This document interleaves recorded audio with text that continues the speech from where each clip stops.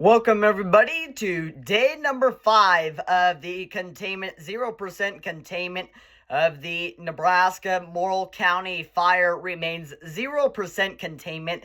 Once again, it is day number 5 of the wildfires going on around the region. It's your wildfire update right here, presented by Platte Valley Companies, presented by, once again, Platte Valley Companies, member FDIC. Let's get going with your update here, Monday update here on Brady's Channel 5 right here on YouTube. I am A. Schultz. Well, let's get going. The Complex Incident Management Team is managing the Morrill and Cottonwood Fire under the direction of the Nebraska State. Current situation is yesterday. The cold weather, scattered snow, and high humidity helped moderate fire behavior despite winds exceeding 50 miles per hour. This morning, both fires are reporting still 0% containment, although much of the perimeters of both fires showed little activity yesterday. Firefighters want to fully ensure these areas are secure before calling them contained. Structure protection resources are engaged on both days and night. New resources continue to arrive and are available to provide relief to local resources. Accurate statistics on number of firefighters and other resources will be available on our update tomorrow. 4 Black Hawk helicopters will be available to support the firefighting effort today. The Cottonwood Fire has burned 122,144 acres. Update on that one here. Yesterday, crews engaged areas of fire activity on the north and south flanks of the fire, keeping the growth minimal despite some spot fires. Night crews kept activity in the Jeffrey Lake area in check last night. Today, firefighters will patrol, mop up, and build burn fire lines along the burn perimeter, which is direct fire line. And the Morrill Fire, it has burnt 500,000 of acres already. It has burned 572,804 acres to be exact at the moment. The Morrill Fire will grew very little yesterday. Today, firefighters will build direct fire line patrol and mop up weather, fuels, and fire behavior. The category in that is weather is gradually warming after yesterday's below zero wind chill and single-digit overnight temperatures. Wind gusts up to 15 miles an hour are expected today, and red flag conditions are expected tomorrow with gusts up to 25 miles per hour at least. The area is experiencing significant drought, and fields are cured and very receptive to fire despite moisture received on portions of the fire yesterday. Here's a little special notes, folks. Firefighters appreciate the generosity of the community are relaying that additional donations of food, water, sports drinks, snacks, and hygiene supplies are not needed anymore. Watch for opportunities to donate to established organizations that are helping people impacted by the fires. You can also show your support to firefighters through posters around town, signs supporting firefighters, and comments on the Facebook pages, all of which are appreciated by firefighters.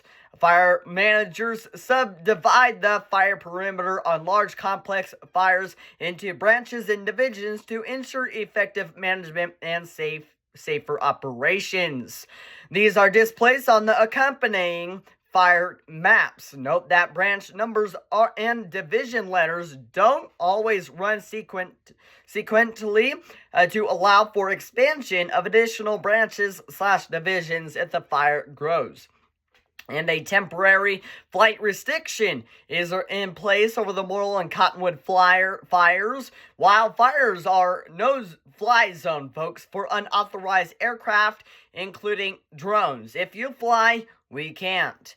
And the next headline is number 2 of our today's topic here today. Fire near Halsey burns nearly 36,000 acres and still remains 0% contained. A wildfire near Halsey has now burnt an estimated 35,814 acres and remains 0% contained, according to Rocky Mountain Complex Incident Management Team.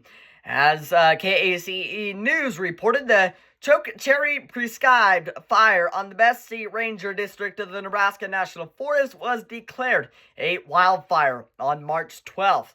Although forecasted weather conditions were within parameters for the implementation of the prescribed fire, the wind event that took place 36 hours after ignitions ceased caused a spot fire that spread outside the project boundary.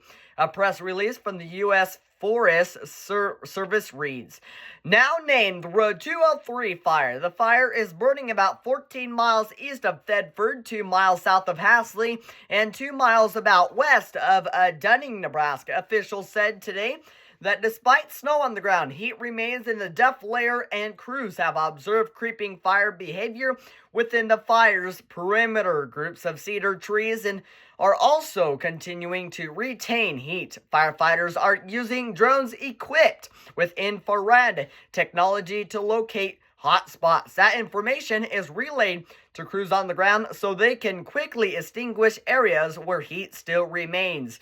With warming temperatures in the forecast, officials warn that fire danger could increase later this week. Emergency closure orders remain in place for both the Nebraska National Forest and McKelvey National Forest, which are managed by the Bessie Ranger District, as crews continue responding to the wildfires in the area. And our next story, number 3, alert offering assistance for those impacted by the Morrill Fire. In light of the massive wildfires in western and central Nebraska, several agencies and volunteers have stepped up to offer their help with disaster relief. One of those agencies is America's Lifeline Emergency Response Team, or ALERT is what you call it.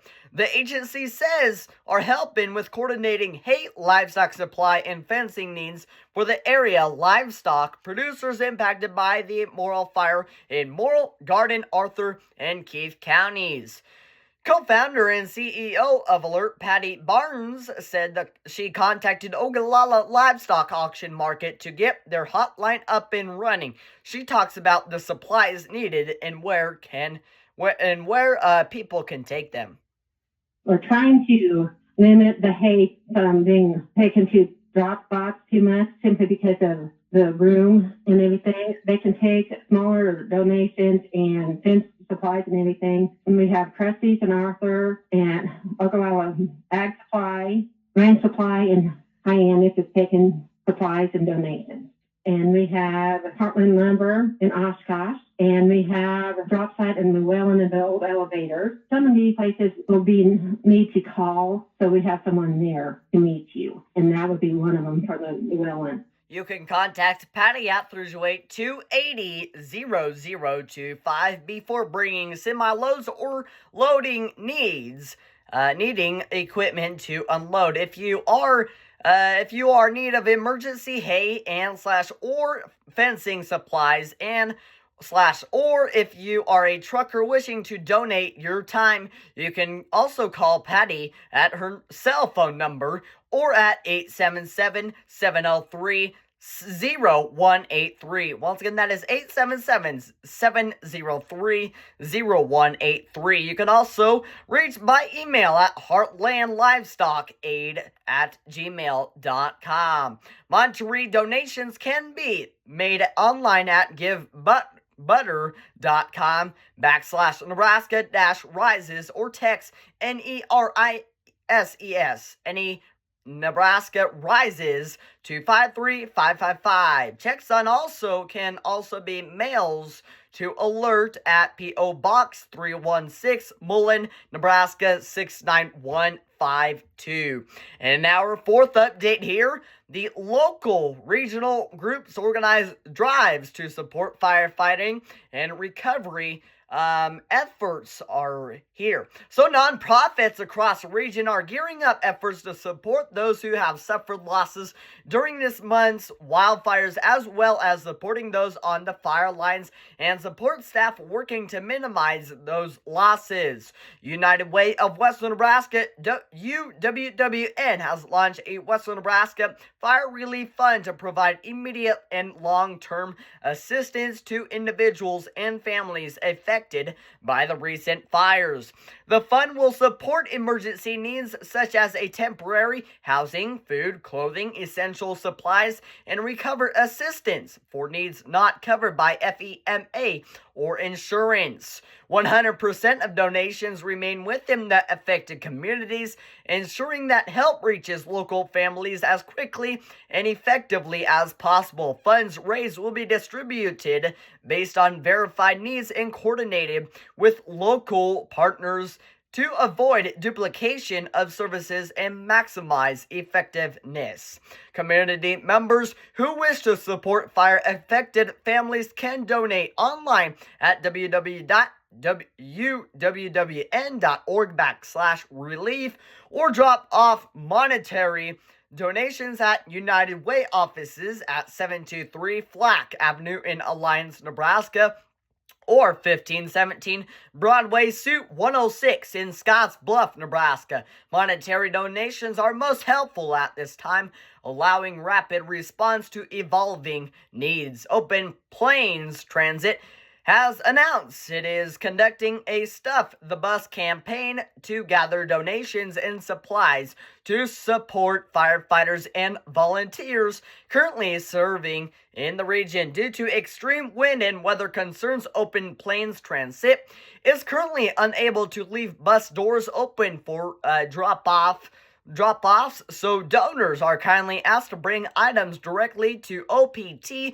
offices in Alliance, Rushville, and Valentine rather than leaving them at the vehicles. Requested items for the donation. The drinks can be bottles of water, sports drinks, and electric light packets, and the personal care and relief essentials. You can bring them just like wet wipes, Tylenol, lip balm, eye drops / wash, and tolerantes like travel size shampoo, conditioner, and soaps and toothpaste, and under the dental care area and category, individually wrapped toothbrush. This is in the supplies can bring quart and gallon size Ziploc type bags.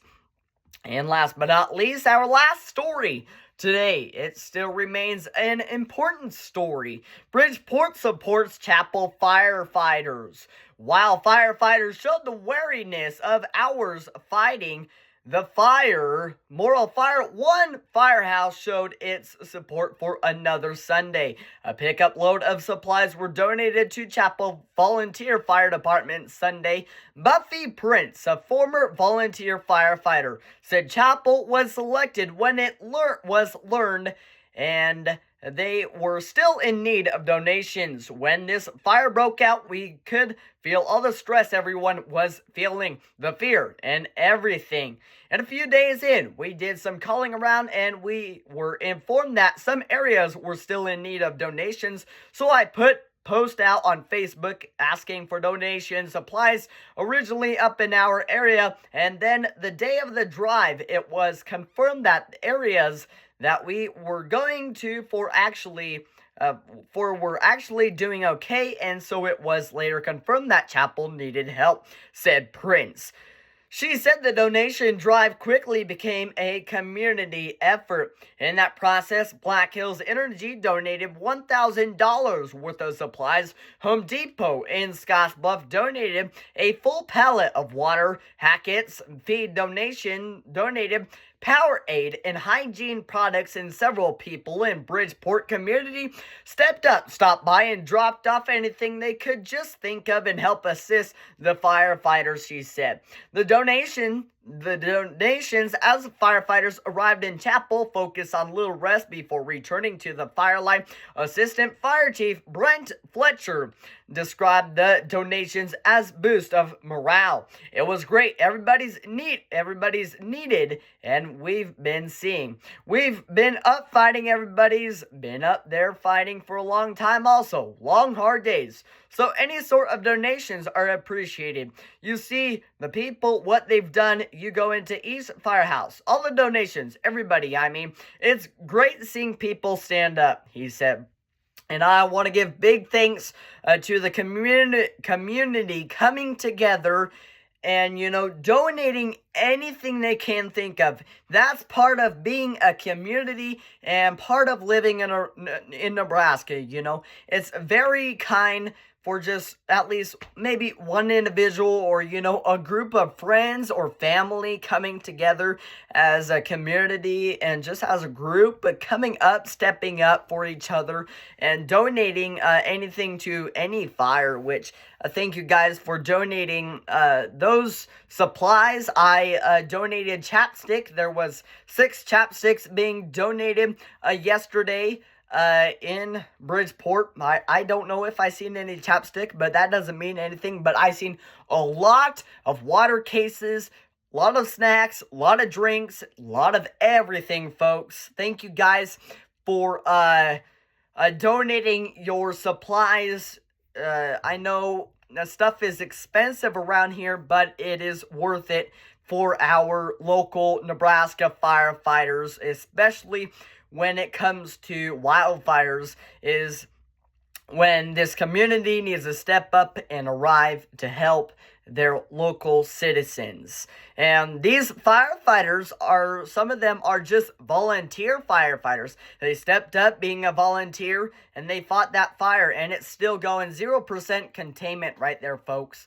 So let's get, without further ado, let's get to that fire weather watch, red flag warning, and high wind watch I have out there here, folks. Fire weather watch now in effect from Wednesday morning through Saturday evening for critical humidity and breezy winds for fire weather zones 417, 418, 419, 432, 433, 434, 435, and 436. I do have to say, this fire weather watch may turn into a red flag warning, more than likely, so just stay tuned for that one. Sustained winds 20 to 30 miles per hour, gusting up to 35 miles per hour at times possible. The humidity levels will be down to 10 to 15%, and any fires that develop will likely spread rapidly. Outdoor burning is not recommended during these situations, folks. And the poor overnight humidity recovers are expected for the fire. Duration of the fire weather watch well above average temperatures are also expected, which will contribute considerably to dry conditions. A fire weather watch means that critical fire weather conditions are forecast to occur. Listen to the later forecasts and possible red flag warnings. There's also a red flag warning in effect from 11 a.m. Central Time, 10 a.m. Mountain Time to 9 p.m. Central Time, 8 p.m. Mountain Time, Tuesday for strong winds and low relative humidity for much of western Nebraska. Portions of western Nebraska and north central Nebraska included in that red flag warning. This is issued for areas of fire weather zone 204 in the Eastern Panhandle, Crescent Lake National Wildlife Refuge, fire weather zone 206, Sandhills / Valentine NWR, Nebraska National Forest, fire weather zone 209 for the Loup Rivers Basin, and fire weather zone 210, Frenchman Basin. And last but not least, fire weather zone 219, Loess Plains. And any fires, once again, any fires that start will have a high potential to spread rapidly and will become difficult to control. A red flag warning means critical fire weather conditions are either occurring now or will shortly. A combination of strong winds, low relative humidity, and warm temperatures can contribute to extreme fire behavior. And also, a high wind warning remains in effect from 6 a.m. to 6 p.m. Mountain Time. Tuesday, west winds 30 to 40 miles per hour with gusts up to 65 miles per hour expected. This is for the central Laramie range or central central Laramie County and Laramie Valley included in this high wind warning. And the high wind warning means a hazardous high wind event is expected or is occurring. Sustained wind speeds of at least 40 miles per hour or gusts of 58 miles per hour or stronger can lead to property damage. And right here, we also have another red flag warning. This is from 10 a.m. to 8 p.m. Mountain Time Tuesday for strong wind gusts. Fire weather watch now in effect from Wednesday morning through Saturday evening for low humidity with strong and gusty winds for fire weather zones 430, 431, and 437. So once again, any thing to this, folks. Any fires that do develop will spread rapidly, and outdoor burning is not recommended during these situations. So there we have it. It's your day number 5, wildfire update number 5, right here from Brady's Channel 5. I hope you guys, once again, have a very safe afternoon and evening out there, folks. And thank you guys and gals, whoever donated those supplies to the volunteer fire department out here in the Morrill Fire. I am A. Schultz from Brady's Channel 5, and I hope you guys have a good rest of your day. It is wildfire update number 5 from Brady's Channel 5. I am A. Schultz. Goodbye.